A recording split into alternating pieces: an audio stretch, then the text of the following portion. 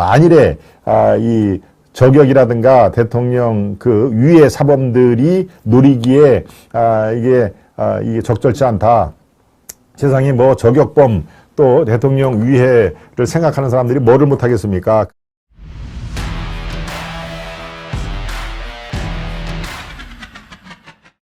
지금 좀 전에 칼럼에서도 윤석열 대통령의 청와대의 용산 이전도 얘기가 됐습니다만은 윤관저 대통령 부부가 살 관저가 지금 당초 6월 말에 그렇게 바로 6월 말 7월 초 이렇게 얘기를 했죠. 그러니까 한여름을 넘기지 않겠다라고 얘기를 했는데요. 이게 꽤 지연이 됐습니다. 약 3, 4개월 지연이 된 이유, 요게 어떻게 된 사연가 들어봤더니 그렇군요. 한남동에 지금 관저가 있는데 여기에 주변서 내부가 보여서 경호 문제, 이 사진을 한번 좀 보여주시죠. 예정됐던 6월보다 넉 달이 늦어졌다 하는 얘기도 있고요. 이달 손 없는 날이 24일이 손 없는 날이라고 합니다. 아마 대개 손 없는 날을 택해서 이사들을 많이 가실 텐데 이달 24일이 손 없는 날로 그렇게 돼 있답니다. 그래서 대통령 관저도 이왕이면 손 없는 날로 이사를 가자 24일 날 이사를 하는 걸로 돼 있는데 바로 이렇게 한남동 공관이죠. 공관인데 여기에 저렇게 이 주위에 수풀이 우거져도 이 보인다는 겁니다. 외교관 장관 공간으로 사용되는 데인데 여러분 잘 생각해 보시면 여 근처에 큰 호텔이 있습니다. 신라 호텔 있고 더 가까운 옛날에 뭡니까? 지금은 조금 이름이 바뀌었죠. 지금은 뭐 그 호텔 이름이 제가 말씀을 안 드리겠습니다만은 하얏트 호텔은 조금 떨어져 있고요.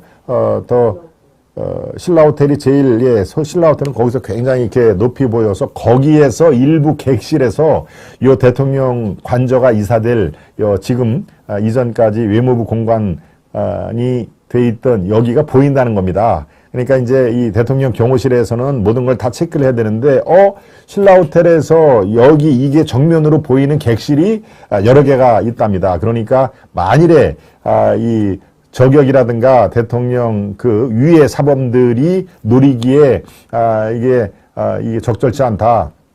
세상에 뭐 저격범 또 대통령 위해를 생각하는 사람들이 뭐를 못하겠습니까? 그 신라 호텔 통째로 빌려서 거기서 모월 모일 모시에 뭐를 쏜다거나 하는 그런 경우가 발생될 수도 있으니 좀 시간이 지체된다 하더라도 완벽하게 경호 시설을 이렇게 만들어 놓은 다음에 해야 되겠다라고 해서 당초 6월 말로 예정돼 있던 그런 관저 사용이 7, 8, 9, 10, 4개월간을 지체가 됐다는 것이죠. 대통령의 그런 안위, 그 시큐리티 안보가 훨씬 더 중요하다라는 그래서 4개월 동안 관저 공사가 이렇게 늦어진 이유가 바로 그렇다는 얘기입니다.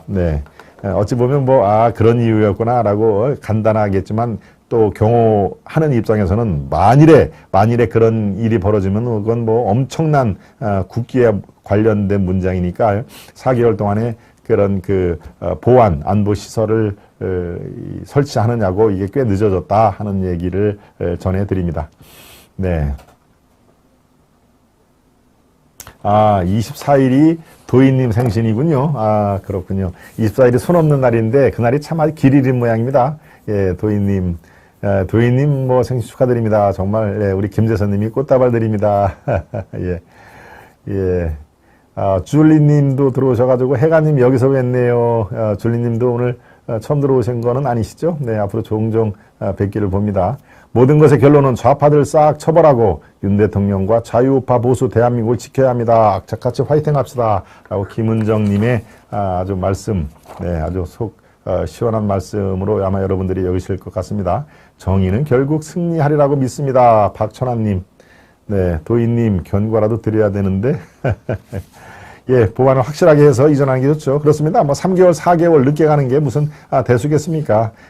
알고 보니까 그런 내용이 있더라. 그 옆에 신라호텔 그리고 또 타워호텔도 있습니다. 타워호텔이 더 가깝습니다.